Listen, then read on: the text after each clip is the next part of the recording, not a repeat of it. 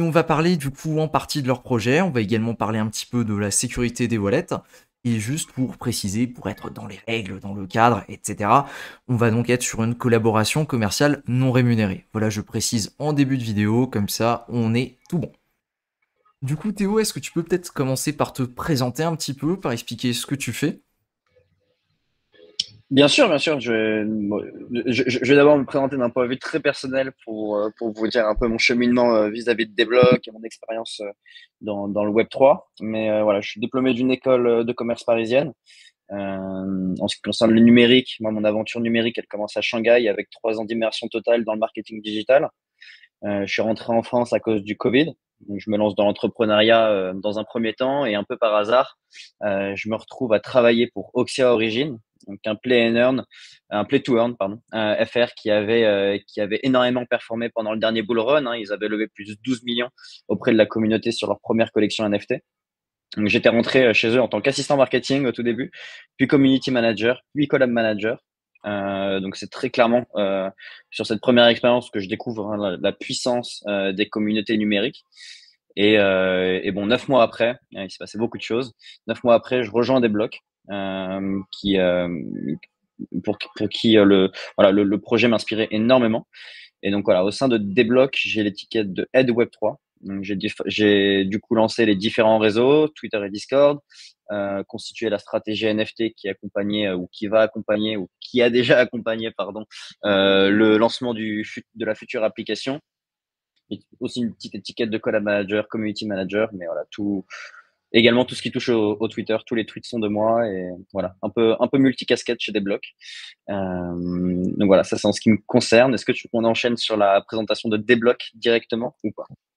Oh bah c'est cool, non mais merci d'abord pour la petite présentation. Et du coup, ouais, t'as quand même pu toucher à pas mal de choses, et j'ai l'impression du coup plutôt du côté marketing de la chose. Exactement, ouais. Moi, j'ai fait des études en marketing et c'est carrément enfin, sur ça que je travaille aujourd'hui. Desblocs, on va d'abord les présenter, mais tout ça pour dire que je suis l'une ou voire la seule personne qui est en marketing aujourd'hui chez Desblocs. Donc Desblocs, c'est une startup qui est née il y a un peu moins d'un an. Donc ce sont tous les fondateurs, donc ils sont quatre, se sont tous rencontrés chez Revolut. Donc à l'époque Mario et Jean, donc Mario et Jean qui sont deux fondateurs, ils venaient de vendre leur boîte à Revolut en tant que première acquisition pour plus de 5 millions de dollars. Donc, Jean est devenu généralement ce qui se passe quand une boîte se fait racheter par une autre, c'est que les founders reste un certain temps dans la boîte qui vient d'acheter pour onboarder les teams qui sont dans cette nouvelle boîte et voilà, faire en sorte que la passation se passe de la meilleure des façons. Donc Jean est devenu le head produit de la Prévolute pendant un certain temps, puis on lui a créé le poste de head crypto qui n'existait pas à l'époque. Euh, Quant à lui, Mario, il est resté seulement 3 mois avant de rejoindre Ledger en tant que head of engineering. Et pour les deux autres, Adriana et Aaron, donc Adriana était COO, donc Chief Operating Officer Europe, et Aaron était le Head of Banking Europe depuis 5-6 ans, je crois. Donc, ils ont fait un certain temps chez Revolut. Euh, ah, next. Et donc, du coup, hop, excuse-moi, Ouais, y a pas de ils souci. ont, ils, ils ont, ils ont passé un certain temps chez Revolut, comme je te le disais, et ils se sont rencontrés, enfin surtout Jean a soulevé quelques problèmes vis-à-vis de l'application Revolut qui lui convenait pas. C'est-à-dire qu'il n'a pas pu faire ou tout ce qu'il voulait faire euh, au sein de l'application Revolut. Donc, par exemple, dès lors qu'il a compris qu'il pouvait pas facilement on-ramper ou off-ramper ses cryptos. Enfin bref, il y avait pas mal de choses qui bloquaient en fait, surtout chez Revolut, et notamment le fait que les cryptos n'étaient pas réellement en la possession de ses utilisateurs. Après, Donc ça, ça, c'est vrai c'était que c'est un... un truc qui est assez commun un petit peu chez toutes les banques, tu vois. Pas Ouais. exactement par quelle banque ou autre t'es passé.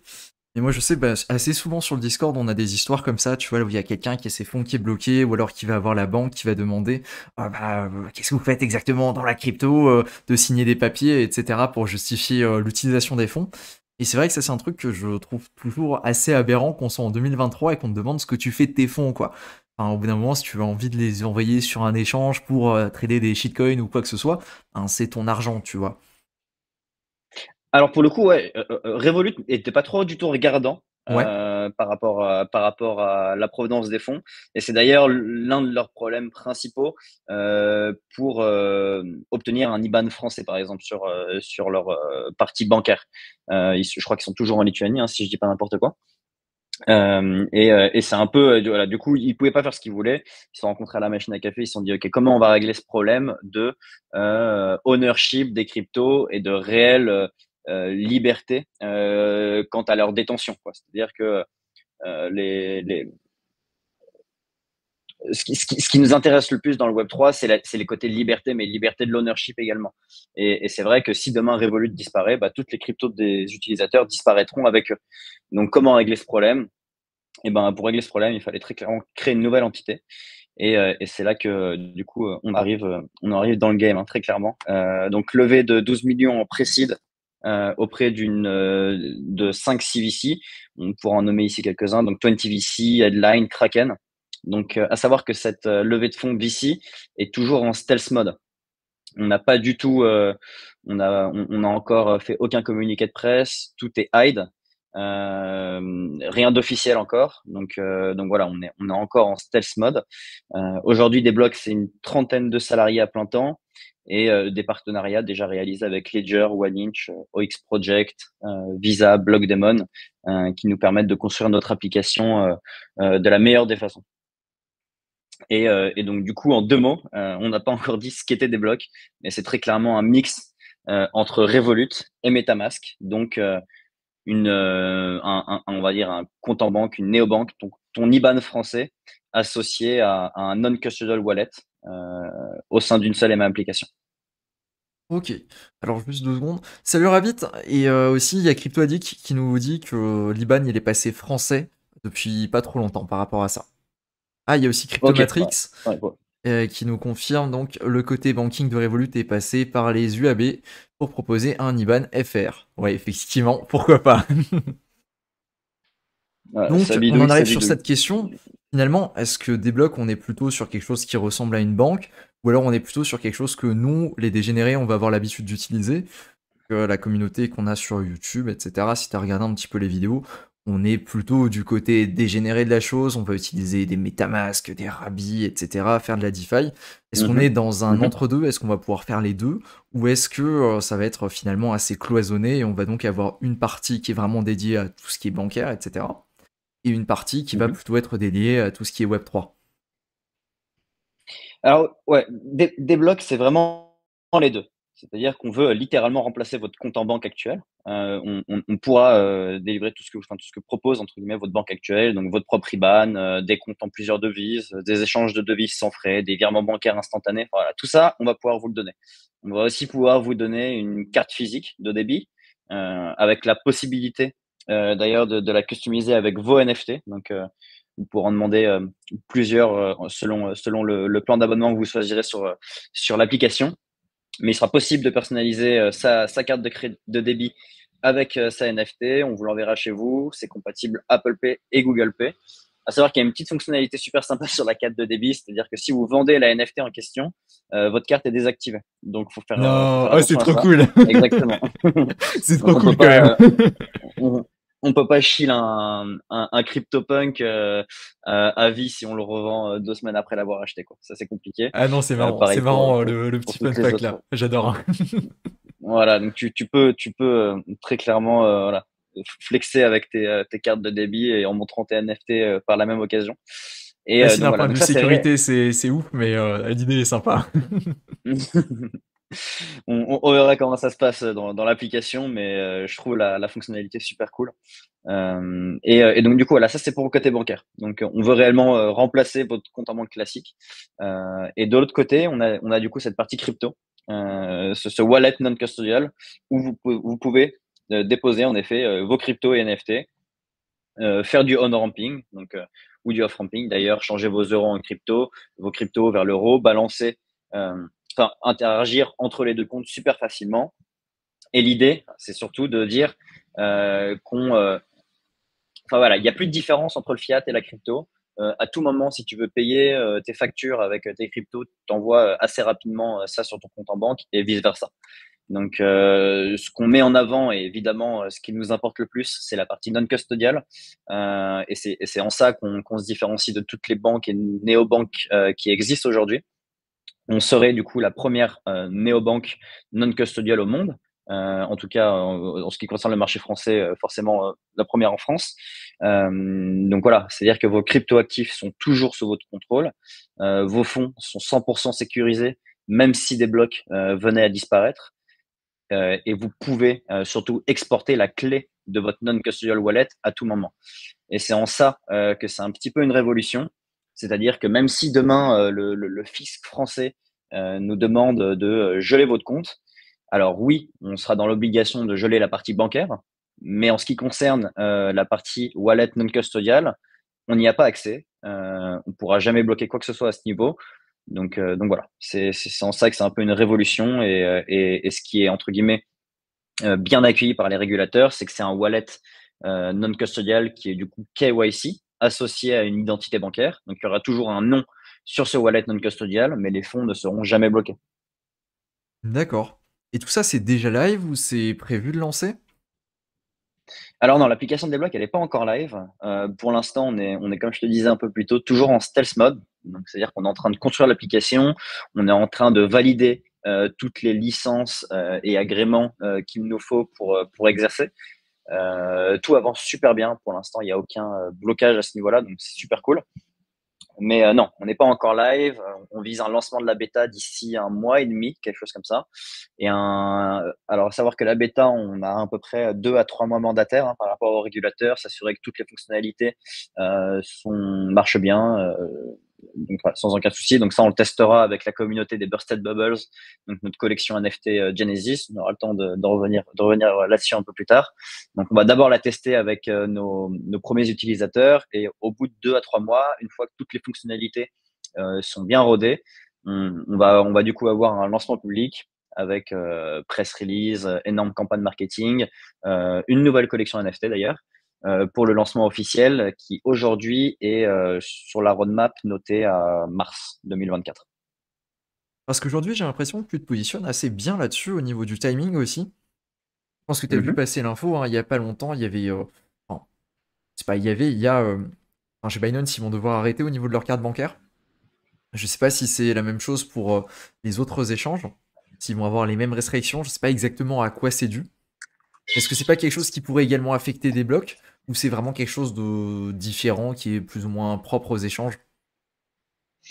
Alors non, Binance ne délivre pas. Non, on ne pourrait pas nous supprimer notre carte bancaire, hein. C'est réellement un IBAN français, un compte en banque français. Donc à aucun moment on pourrait nous interdire l'utilisation de cette carte de débit. Non, c'est impossible. D'accord. Mais oui, j'ai également reçu le mail. J'avais commandé également ma carte Binance pour faire des petits retraits. Donc, on a tous reçu ce mail. Enfin, en tout cas, tous ceux qui avaient voulu une petite carte Binance, ouais, Ouais, c'est ça m'a bien fait c'est- marrer c'est- c'est dommage, la mais petite voilà. formulation Franchement, avec c'est les quelques personnes. ouais, C'était un petit truc on est tous sympa. concernés. On est tous Exactement, ouais, concernés. ouais. Sur le Discord, on était là, mais attends, quelques personnes, on est quand même tous dans le lot. Ça correspond à quoi, du coup? Ouais, non, c'est quasiment tout le monde, je crois, c'est en Europe même, carrément. Je suis pas sûr de l'information, mais il me semble que c'est en Europe.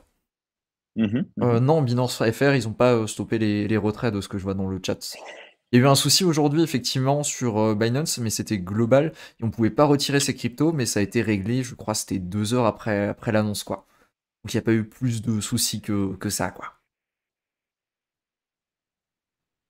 Et concrètement, est-ce que tu peux nous parler un petit peu plus en détail du fonctionnement du wallet? Parce que tu expliques que c'est quelque chose qui fonctionne de façon un petit peu différente de ce qu'on a l'habitude de voir.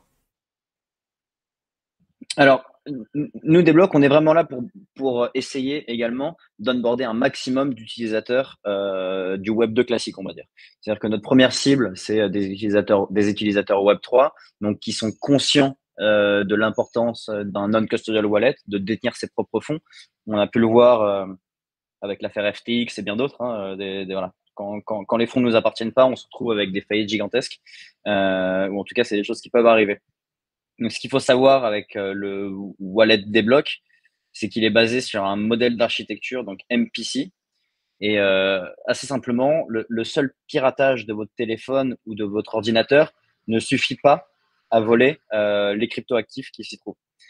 Donc, on est du coup là quand même pour backer tous ces nouveaux utilisateurs qui n'ont pas une aisance à utiliser un MetaMask ou d'autres types de wallets. Donc, peu importe la mémoire que vous avez, hein, j'ai envie de dire ça comme ça, n'ayez pas peur de perdre vos actifs parce que vous avez perdu votre mot de passe ou la phrase secrète. Techniquement, il y a des systèmes qui sont mis en place chez nous qui permettent à tout moment de récupérer sa clé privée seulement en repassant en fait un KYC. En repassant un KYC, on te renverra en fait un email. Cet email, il y a un QR code dessus qui donne accès directement à ton wallet et c'est un peu le système de backing qui est mis en place. Mais assez simplement, c'est deux clés à fragmentation une qui est générée sur votre téléphone lors de l'inscription, une autre chiffrée sur un serveur tiers et seul le fragment en fait de l'utilisateur peut initier une transaction. L'autre fragment que débloque A est passif. C'est simplement une sécurité. C'est-à-dire que, encore une fois, seul l'utilisateur a la main mise sur le wallet. Donc, encore une fois, un hacker devrait pirater à la fois votre téléphone et les serveurs des blocs pour accéder à vos cryptos. Donc, c'est techniquement 2 fois plus sécurisé qu'un wallet traditionnel. Donc, on parlait un peu qu'est-ce qui se passe s'il y a des erreurs humaines. Donc, comme je te disais, le fragment chiffré, il est sauvegardé sur plusieurs serveurs, mais il sera toujours chiffré et donc sécurisé. Donc voilà, ça c'est le schéma MPC. Pour ceux qui connaissent pas, on a écrit un article à ce sujet-là. On a également une page dédiée sur notre site web qui explique tout ça super bien. Donc je vous invite aussi à aller checker notre site web qui est super clair à ce niveau et qui apporte des éléments de réponse très précis. Ouais, j'allais dire, effectivement, je suis passé sur le site tout à l'heure pour bien voir effectivement comment ça fonctionne tout ça. Et ouais, je confirme, la page est super bien faite, on comprend clairement, même s'il y a deux trois termes techniques, mais c'est clairement compréhensible et c'est super bien fait. Est-ce que n'importe qui peut Voilà, techniquement carrément. créer un wallet des blocs? Non, attends. Avant d'enchaîner sur cette question, tout à l'heure on m'avait demandé est-ce qu'il y a un besoin d'un KYC pour créer un wallet chez des blocs? Alors, comme toute néobanque, pour s'inscrire, il faut évidemment un KYC. On ne délivre pas des IBAN français comme ça. Donc, IBAN français qui est KYC. Et oui, le wallet non custodial est KYC. Il est associé au compte, donc il est créé après l'ouverture du compte en banque en fait. Et il est associé à ce compte en question. D'accord, et donc ce serait pas possible d'avoir uniquement le wallet crypto de chez des blocs, du coup avec la sécurité, etc. C'est obligatoirement les deux. C'est pas l'un ou l'autre, c'est les deux. Exactement. On veut être l'application qui centralise euh, tous vos actifs, donc qu'ils soient crypto ou fiat. C'est-à-dire qu'au sein d'une seule et même application, vous pourrez gérer tout et en toute sécurité. C'est un peu voilà, c'est la vision de Débloc, c'est ça. C'est tout au même endroit, de manière super sécurisée et qui parle, on va dire, aux deux camps, le Web 2 classique et le Web 3. On a ce wallet ultra sécurisé qui peut être exporté à tout moment. J'ai envie de dire, même s'il y a un nom dessus, c'est pas si grave dans le fond, quoi. C'est-à-dire que vous pourrez toujours renvoyer vos fonds ailleurs, faire ce que vous voulez pour les faire disparaître puis réapparaître. Mais voilà, il y a toujours cette possibilité d'exporter sa phrase secrète et d'avoir la partie néobanque classique, super efficace, au sein d'une application qui est super ergonomique, qui permet du on-ramping et du off-ramping de la manière la plus simple possible, quoi. Du coup, tu parles également d'avoir quelque chose d'assez ouvert. Il y a une question qui vient. C'est de Mhm. savoir quel est l'objectif au niveau de l'implantation des blockchains? C'est-à-dire, est-ce qu'on pourra retirer nos fonds sur différentes blockchains, sur plusieurs blockchains, exotiques, pas exotiques? Est-ce que tu as des idées de qu'est-ce qui sera intégré au départ, au lancement? Alors, au lancement, on n'aura que deux blockchains, Bitcoin et Ethereum. On n'aimait pas l'idée de rajouter un maximum de blockchains par la suite, mais voilà, au lancement, on est vraiment sur des fonctionnalités classiques. On va dire ça comme ça. D'accord. Parce qu'en ce moment, avec le GUE qui va avoir tendance à monter, je pense, avec l'augmentée de l'activité, Mhm. peut-être avoir une layer 2, un optimisme, un arbitrum, etc. Je pense que ça peut être assez pertinent d'avoir ça quasiment au lancement.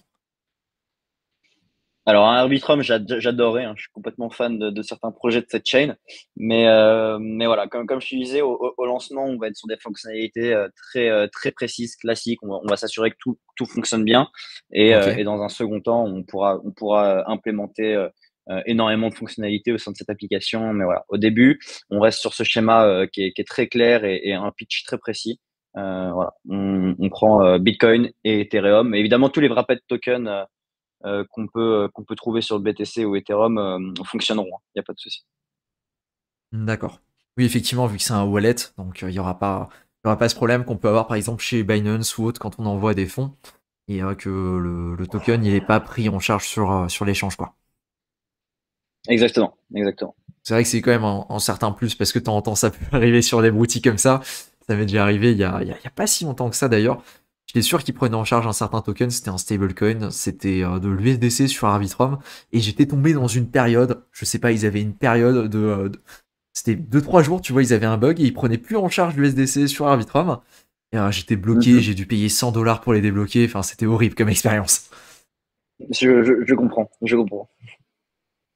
Et je suis sûr, c'est déjà arrivé à d'autres personnes sur le Discord aussi. On a eu le même souci pour des personnes qui n'avaient pas vérifié et c'était pour d'autres tokens. Mais enfin, c'est vrai que c'est assez embêtant ce genre de truc quand ça arrive, quoi. Alors que c'est pas grand chose pour nous, mais de l'autre côté, je pense qu'on a un point de vue technique pour débloquer, etc. Je sais pas exactement comment c'est géré, mais on est probablement sur des problèmes assez embêtants, quoi. Non, non, très clairement, très clairement, très clairement. Je suis d'accord avec toi. Il y a également une collection NFT qui existe à l'heure actuelle. Tu parlais du Mhm. Stealth Lounge, je sais que c'est plutôt relié quand même. Alors ouais, c'est très lié. Comme je disais, on a réellement axé notre communication aujourd'hui sur le Web3, hein. On vise dans un premier temps à onboarder un maximum de personnes venant de ce secteur, enfin, voilà, de ce secteur très clairement. Et donc, pour y parvenir, quoi de mieux qu'une jolie collection NFT avec des belles utilités. C'est ce qu'on a construit pendant les 6 derniers mois. Donc, cette collection Bursted Bubbles qui donne accès à tout un tas de fonctionnalités super intéressantes. Donc, on peut les regarder ensemble maintenant. Mais collection Bursted Bubbles qui est utilitaire et artistique. Elle a été faite par Pierre One, un artiste français qui avait été nominé aux Oscars il y a cela 2 3 ans pour son film d'animation. Et voilà, il a construit notre jolie collection Bursted Bubble. C'est vrai qu'elle est assez originale par rapport à ce qu'on a l'habitude de voir, avec plutôt des personnages ou autres, et là on a vraiment des bulles en fait qui explosent. Et c'est vrai que j'aime plutôt bien le design. C'est assez différent de ce qu'on a l'habitude de voir. Ouais, je suis content que tu apprécies. Mais voilà, pour en revenir sur les différents types d'abonnements et l'offre qu'on va donner en fait à toutes les personnes qui possèdent la NFT des blocs. Donc un peu, on va reprendre un peu le même schéma que toute cette néobanque existante. On va choisir, on va proposer différents types d'abonnements. Donc il y aura un abonnement standard gratuit. Il y aura un abonnement premium à 15 euros par mois. Et il y aura une offre native qui est débloquée une fois la NFT en votre possession. Donc, à savoir que l'offre native au sein de l'application des blocs, c'est l'offre la plus ultime qu'on propose. C'est celle qui offre les meilleurs rates. Donc, même la formule premium à 15 euros par mois n'égalise pas l'offre native. Donc, en termes à titre de comparaison, on va dire ça comme ça, on peut voir des réductions sur les virements internationaux complètement pris en charge par des blocs si vous possédez un NFT. C'est à 50% sur l'offre premium et à 0% sur l'offre standard. On peut également voir des frais de on-ramping et de off-ramping drastiquement diminués pour l'offre native. Donc, par exemple, on a des changements crypto-euro situés entre 0 et 0,5%. Donc, on parle de off-ramping ici et du on-ramping à 0% pour l'off native. On est sur 1% et 1,1% on-ramping et 1,5% off-ramping sur l'offre premium et à 2% et 3% sur l'offre standard. Donc, à chaque fois, tu divises par deux les rates, voire plus sur l'offre native. 0% on-ramping, c'est vraiment super intéressant, je pense. Et euh, voilà, on va dire que c'est les vrais gros avantages de l'offre native euh, par rapport au reste des abonnements. Maintenant, il y a d'autres utilités qui ont été mis en place. Ouais, tu as peut-être une question de voir? Ouais, là tu parles plutôt du coup de tout ce qui est la partie crypto. J'ai une autre question sur le chat, c'est est-ce qu'il y a une Ouais. stratégie qui est mise en place ou qui sera mise en place à terme pour aller cibler plutôt les personnes du retail classique, c'est-à-dire les gens qui vont pas s'amuser à acheter des NFT, les gens qui vont pas être dans la DeFi, etc. Les personnes qui sont plutôt, je sais pas si on peut dire hors système crypto, mais pour pouvoir les onboarder dans le monde crypto, si c'est la bonne Yeah, bah, formulation. carrément. Ouais, je pense que c'est la bonne formule. Bah, c'est plus du coup cette offre premium, hein, et cette offre standard dans un premier temps. Comme je te disais, on est vraiment une banque 2.5, hein. On donne tous les services nécessaires à une personne qui souhaiterait changer de banque, mais on rajoute tout le côté crypto. Notre objectif, en fait, avec cette application, c'est surtout de simplifier la vie de toutes les personnes qui souhaitent être onboardées dans l'univers crypto. Euh, des blocs, ça va être super simple d'utilisation. Changer ses cryptos, acheter des cryptos et les détenir, ça va être vraiment extrêmement simple, quoi. Comme c'est en 4 clics, ou en 3 clics, tu as acheté ton premier Bitcoin.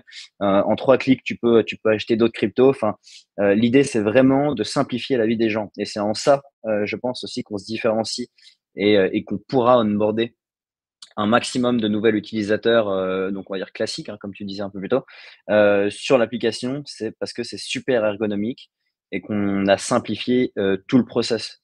Pour acheter une crypto, bah, où tu passes par Binance, d'abord tu fais un premier virement, ou tu passes par MetaMask, des sites de swapping. Enfin bref, c'est un peu une galère, quoi, pour toutes les personnes qui comprennent pas trop comment ça se passe. Là, tu as juste à t'inscrire sur des blocs. Tu te crées ton compte en banque, ça te prend 2 minutes 30. À savoir qu'on a développé notre propre solution KYC, qui a été auditée et validée il n'y a pas si longtemps que ça, il y a un mois. Donc, en moyenne, tous les process KYC existants, ils enregistraient des nouveaux utilisateurs en à peu près 5 à 6 minutes. Nous, on a réduit ce temps-là à 2 minutes 30. Donc, ce qui est quand même une belle avancée pour le milieu.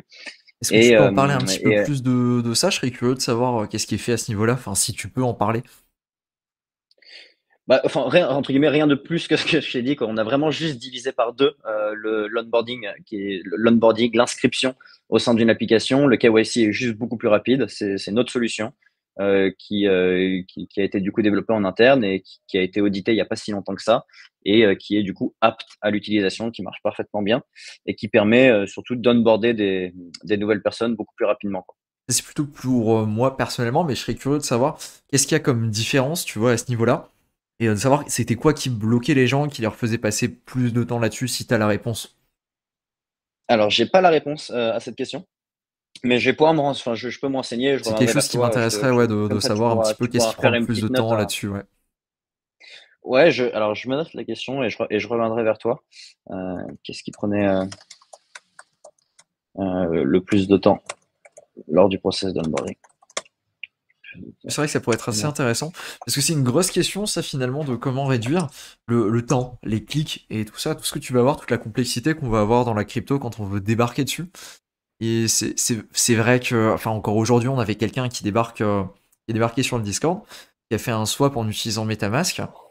Et c'est un truc Mhm. vraiment basique, tu vois, il a swappé, il était sur la Binance Smart Chain, il a swappé ses tokens BNB pour de l'USDT.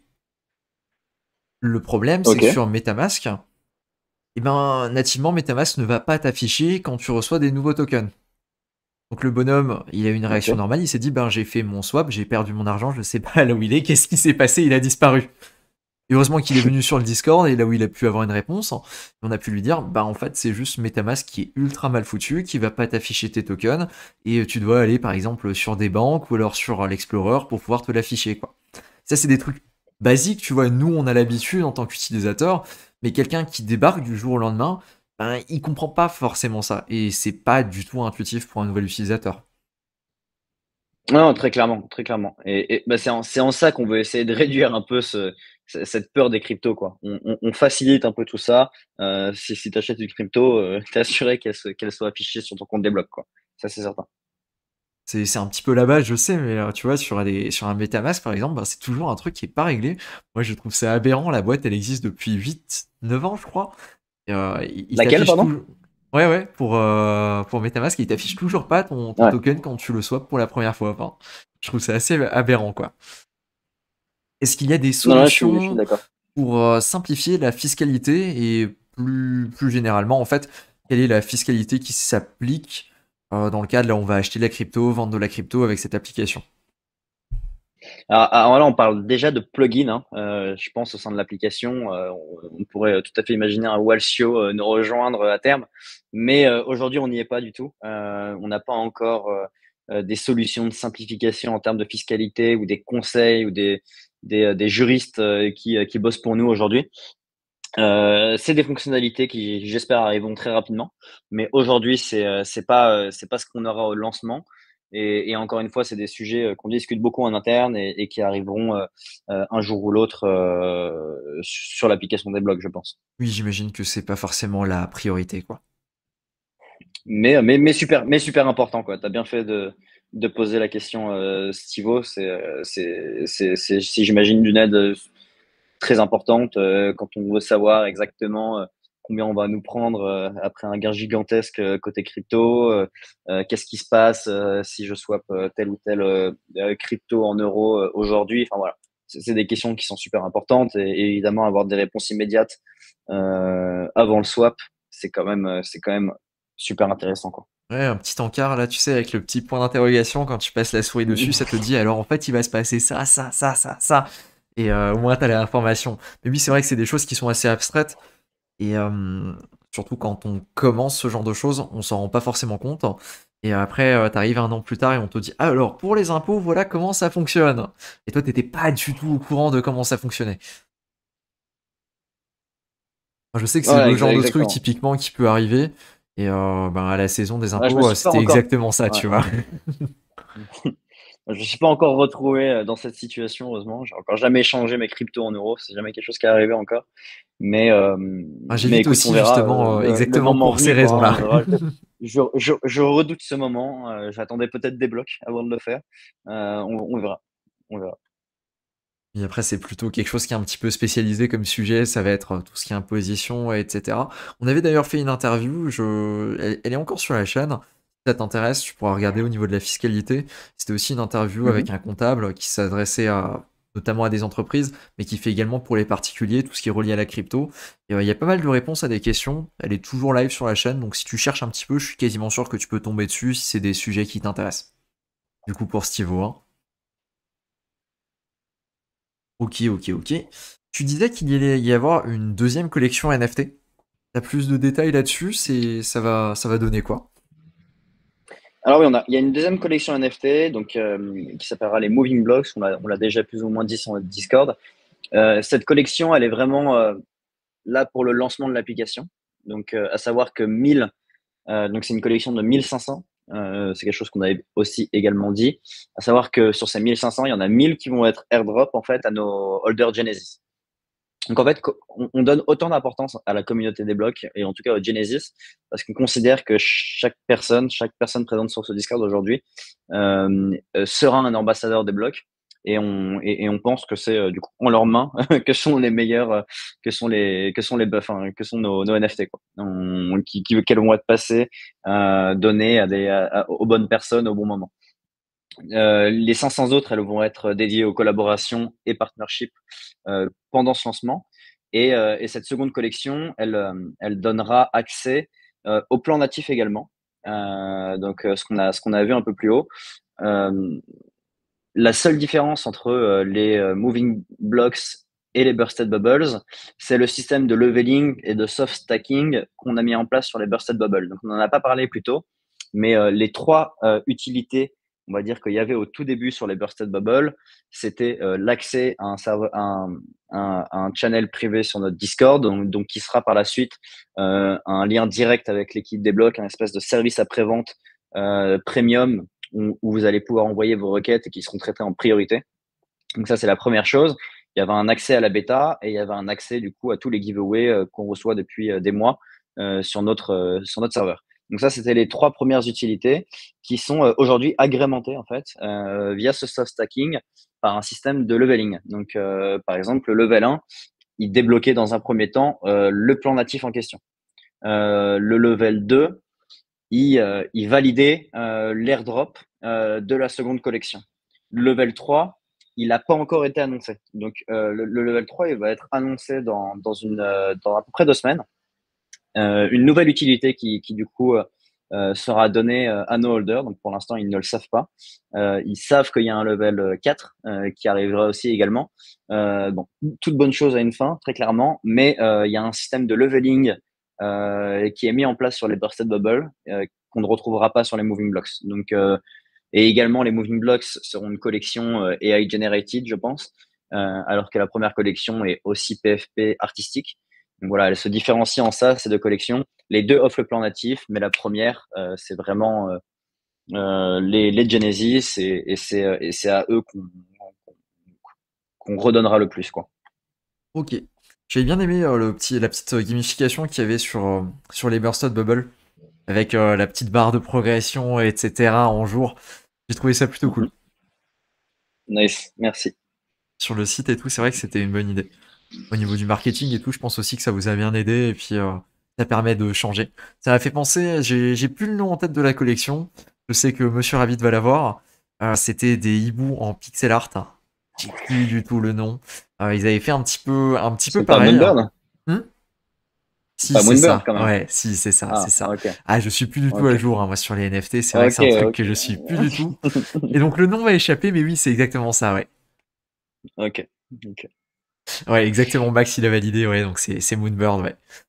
Il me semble qu'ils avaient un Ok. système aussi comme ça avec, je sais plus si c'était exactement du stacking, mais c'était quelque chose qui ressemblait. Et c'est juste sympa si tu veux d'avoir ton NFT, de voir la petite barre de progression, tout ça. La gamification, c'est un truc que j'aime bien, donc ça cartonne ce genre de truc. Ouais, ouais, bah en tout cas, ça fait hold les personnes, hein. Aujourd'hui, on a même pas 0,9% listé NFT sur la collection, donc une énorme confiance, que ce soit à cause du leveling ou autre chose, mais voilà, énorme confiance dans le produit aujourd'hui. Et je pense que c'est bon, pas seulement grâce au leveling, mais voilà, énorme confiance en projet. Enfin, le floor price m'importe peu, mais c'est vrai que voir qu'il y a que 0,9% listé, c'est une très belle réussite et ça veut dire que un, elles ont été données aux bonnes personnes et que trois, voilà, deux, on a onboardé des personnes qui croient au projet et qui attendent la sortie de l'application avant de se faire une vraie idée, quoi. Ouais. Et du coup, tu disais la sortie de l'application pour les personnes qui ont des Bursted Bubble, ce serait fin d'année, c'est ça? La sortie de l'application, bah, pour ceux qui ont des Bursted Bubbles, la bêta sera disponible fin novembre, début décembre. D'accord. Si tout se passe bien, s'il n'y a pas de retard au niveau de l'équipe produit. Comme je te disais, voilà, on débloque, c'est 25 ingénieurs, ingénieurs développeurs, une énorme team compliance qui va chercher les licences. En marketing, tu vas retrouver le head produit, hein, le CEO qui est vraiment focus produit, qui a lui des très jolies idées marketing et qui m'aide de ce côté-là. Mais en côté Web3, je suis tout seul aujourd'hui. Il n'y a pas de CMO, il n'y a pas de directeur marketing, il n'y a pas de quelqu'un qui va s'occuper de la presse release. Enfin, tout ça aujourd'hui, il n'y a pas. Donc voilà, tout le monde est dédié à l'application au sein de Débloc et on fait le maximum pour respecter les délais. Donc j'espère que les délais seront respectés, quoi. Ouais. Ça, après, c'est sûr, toi, tu vas pas vraiment avoir la main là-dessus, ça c'est clair. Exactement, ouais. Je peux pas vous dire où on en est exactement. Je vois les progressions qui se passent tous les jours. J'assiste à des présentations tous les vendredis sur les avancées de cette application, mais c'est vrai que je peux pas être, enfin, aujourd'hui, je peux pas en être certain à 100%. Je sais qu'on a des objectifs et que on a l'équipe, en tout cas, et la motivation pour respecter tous ces délais. D'accord. Sur le site, je vois également qu'il y a un gros accès au niveau de garder ses clés, etc. C'était comme ça dès le départ, ça a été pensé comme ça au niveau de l'utilisateur, le ownership, etc. Ou c'est quelque chose qui a évolué par la suite? Alors, c'est une évidence. C'était une évidence pour nous, très clairement, de faire une banque non custodial. C'était en tout cas la vision de Jean et Mario au tout début. C'était de créer une banque non custodial. Donc, réellement éviter, enfin, voilà, de se dire qu'est-ce qui se passe en cas de faillite bancaire. À savoir qu'aujourd'hui, n'importe quelle banque chez qui vous êtes, Société Générale, Crédit Agricole, voilà, peu importe l'argent que vous avez sur vos comptes en banque, je vous souhaite d'avoir un maximum dessus, mais il faut savoir que en cas de faillite, la banque garantit seulement à hauteur de 100 000 dollars les fonds qui sont stockés sur votre compte.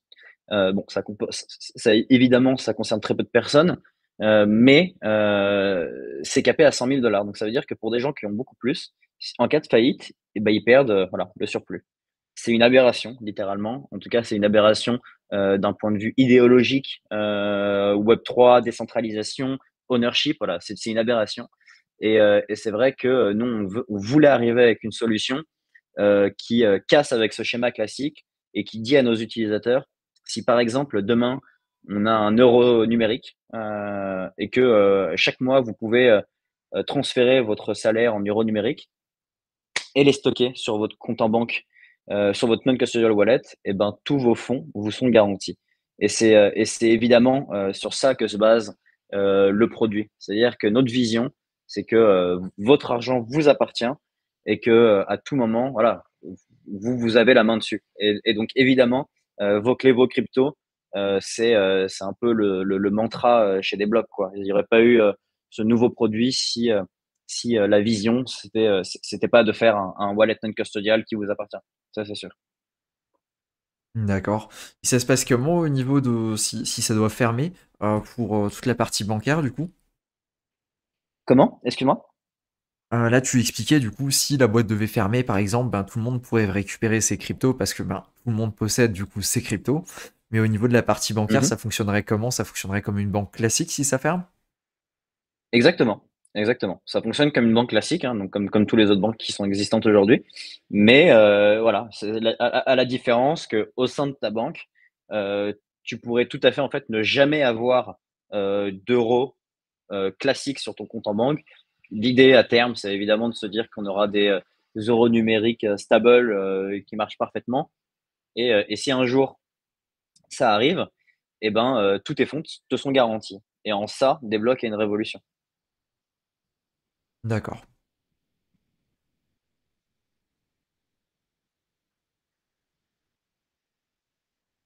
Effectivement, oui, ça fait certaines choses. En tout cas, j'aime bien l'approche, le fait d'être un entre-deux. Je sais pas si c'est Mhm. quelque chose qui va plutôt peut-être un petit peu moins parler aux gens qui ont vraiment l'habitude d'être dans la crypto, etc. Mais aux personnes qui débutent, je pense que c'est quelque chose qui peut être assez intéressant.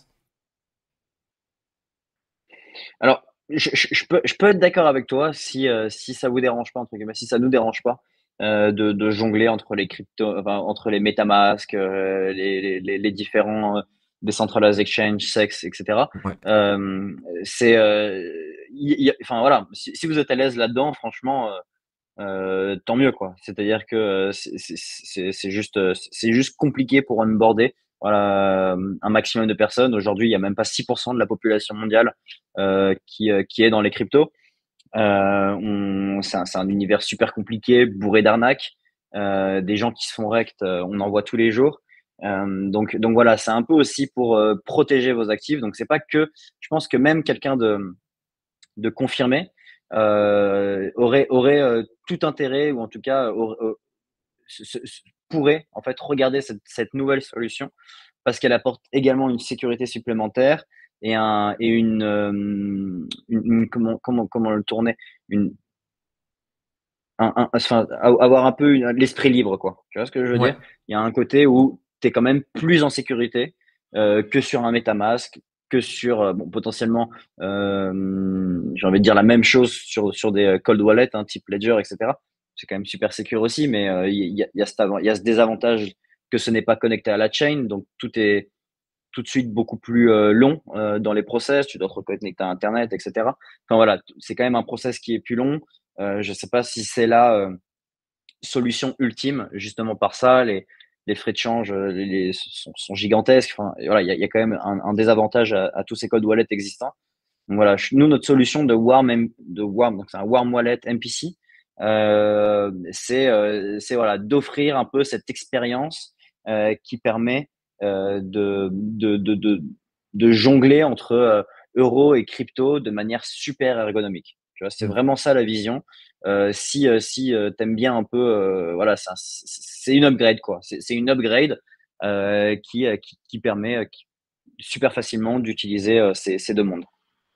Ouais. Moi, je t'avoue, j'ai vraiment l'habitude de bouger les blockchains, machin, etc., de bridger. tout ça, je vais vraiment Mhm. avoir l'habitude. Et par contre, moi, la partie qui m'intéresse particulièrement, ça serait plutôt la carte. D'avoir une carte Ok. là où tu vas pouvoir, d'avoir une carte, un IBAN, etc. C'est vrai que c'est surtout la partie là, moi, qui personnellement, qui va m'intéresser. Et ce que je vois aussi beaucoup là-dedans à travers des blocs, c'est quelque chose pour pouvoir venir onboarder les nouvelles personnes. Tout ça, c'est vrai que c'est toujours compliqué quand t'as quelqu'un qui débarque. Et, d'ailleurs, il y aura très bientôt un guide sur la chaîne, je pense que je vais faire ça. Une grosse vidéo, une bien longue vidéo pour expliquer comment débarquer sur la blockchain, qu'est-ce qu'on peut faire au début, par exemple débarquer sur un optimisme, faire quelques swaps, faire des prêts-emprunts, etc. Mais vraiment avec pas grand-chose, juste pour se familiariser un petit peu. Et c'est vrai que ça, c'est des choses, j'ai l'impression que ça manque, ou alors les personnes n'arrivent pas forcément à tomber sur les ressources. Mais c'est vrai que c'est assez compliqué. Et le jour où on aura une solution qui fonctionne vraiment bien, je pense qu'on sera déjà plus proche d'avoir un monde qui sera compréhensif des cryptos. Ouais, enfin, je suis vraiment d'accord avec toi. Alors il y a Stivo qui demande si c'est quelque chose qu'on peut considérer comme plus sécure que Ledger. Il y a deux écoles, quoi. Qu'est-ce qui est euh, plus sécure, entre guillemets, qu'une clé USB que tu peux murer dans ton sous-sol, quoi. Tu vois ce que je veux dire? Qu'est-ce qui est plus Ouais, sécure que ça? je te rejoins là-dessus. Je Maintenant, pense aussi qu'il y a deux façons de le voir. Va y avoir la voilà, façon. maintenant, qu'est-ce qui est le plus pratique et qu'est-ce qui est le plus pratique et qui prend en compte cette question de sécurité qui est essentielle entre voilà un warm wallet, qui est donc un wallet qui va être connecté à la chain directement, donc qui va te permettre directement de réduire quand même les coûts sur tes swaps, sur tes achats, sur beaucoup de choses. Donc voilà, je pense qu'en termes de sécurité, et c'est très compliqué, hein, je pense, de faire plus qu'un cold wallet, donc quelque chose qui est off-chain, que tu peux aller mettre sous le matelas de ta grand-mère et ne jamais y toucher et aller le rechercher dans 40 ans et t'iras et voilà, évidemment elle aura pas bougé, quoi, donc il y a pas de souci, tes cryptos qui sont à l'intérieur également et personne n'aura eu accès à ta phrase, à toi. Évidemment que c'est impossible à hacker. Maintenant c'est super compliqué, enfin encore une fois je pense que c'est enfin, moi j'ai des ledgers par exemple, pour être tout à fait transparent avec toi, j'ai des ledgers. J'ai jamais, en fait, j'en ai acheté 2, je sais même pas pourquoi. J'ai jamais mis mes cryptos encore dessus parce que je trouve les frais aberrants. Et je comprends pas, et je comprends pas réellement le kiff de faire ça du coup. Donc pour moi, ce qui me paraît le plus simple, c'est d'avoir un moyen, un système qui, qui allie sécurité et qui réduit les frais directement également, quoi. C'est-à-dire que pour moi, c'est ce qui fait le plus de sens. Maintenant, chacun voit un peu la chose différemment, mais en ce qui me concerne, je trouve ça beaucoup plus simple de cette façon. Après, comme dit, c'est vrai que c'est quelque chose qui va dépendre de l'utilisation. Par exemple, nous sur la Mm. chaîne, on fait beaucoup de chasse aux airdrops, si tu veux. Et abandonner un wallet, c'est impensable. Tu vas avoir tout un historique sur un wallet, c'est quelque chose qui a une valeur totalement folle et qui, à mon avis, va Mhm. encore monter dans les années à venir avec les prochains airdrops qui devraient tomber. Donc ça, à l'heure actuelle, c'est peut-être pas quelque chose d'envisageable pour tout le monde. Mais par contre, d'avoir un wallet alternatif qui passe par des blocs ou autre, ouais, carrément. Ouais, non, ça c'est certain. Ça c'est certain. Voilà, comme je te disais, c'est vraiment ce qui vous convient le mieux, quoi. Ce qui vous facilite le plus la vie, ce qui fait le plus de sens dans votre tête, évidemment. La question de sécurité, c'est vrai qu'on est toujours sur des choses qui sont vachement complexes. Tu peux pas avoir une solution de sécurité qui va fonctionner pour absolument tout le monde. Ça n'existe pas, je pense que c'est quelque chose qui doit s'adapter aux personnes. Et Mhm. évidemment, à d'autres choses, par exemple les fonds que tu vas venir sécuriser, etc. Par exemple, je sais pas si tu veux débarquer, tu veux faire 2 3 tests, ben, tu vas pas t'amuser à acheter un ledger, tu vas pas t'amuser à faire plein de choses compliquées, tu vas juste débarquer, tu vas te créer ton MetaMask, tu vas déposer 5 10 balles dessus, tu vas faire tes swaps, tu vas faire ce que tu veux sur la blockchain, et tu auras ta propre expérience. Tu vois, à mon sens, acheter un ledger pour faire ça, ça vaut pas le coup. Mais par contre, quand tu commences à gérer plus de fonds, ben là, la sécurité, ça commence à devenir beaucoup plus intéressant. Parce qu'évidemment, 5 10 balles, si tu les perds, ben, c'est pas grave, c'est comme si t'étais allé manger au kebab du coin. Par contre, si tu commences à perdre 500 balles, 1000 balles, voire beaucoup plus, pour des erreurs de négligence ou autre, ben là, effectivement, ça commence à être problématique. Ah non, très, ouais, je te rejoins totalement, quoi. Faut aussi mettre son, voilà, chacun met son curseur là où il faut, quoi, très clairement. Ouais. Et là-dessus, je pense que c'est assez important de pouvoir faire ses premières expériences, tu vois, et de bien comprendre.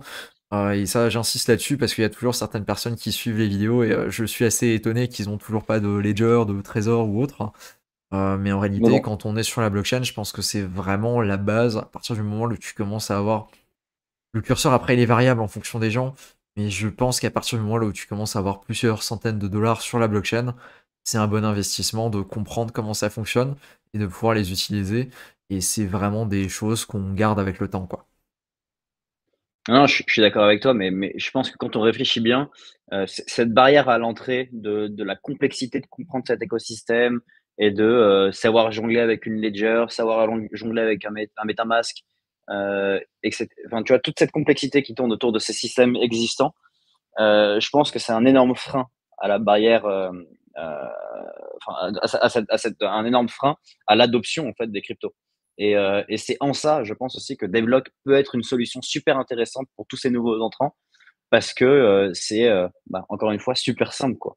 Au sein d'une seule et même application, tu as ta banque, tu as ton wallet, tu fais tes swaps, tu on-ramp, tu off-ramp, tu achètes tout ça en 3 clics, même application. Tu vois, c'est en ça qu'on pense que notre application peut aider à l'adoption. C'est beaucoup plus simple. Ah, ça, carrément, ça, je suis totalement d'accord de ce côté-là. Que c'est vraiment un labyrinthe pour quelqu'un qui débarque. Si Ouais. demain tu me demandes d'expliquer à un mec comment venir sur la blockchain, je sais pas, il veut acheter un NFT, t'en as pour plusieurs heures à lui expliquer à peu près comment faire, et le mec sera toujours pas au clair avec 50% des choses qu'il doit faire, quoi.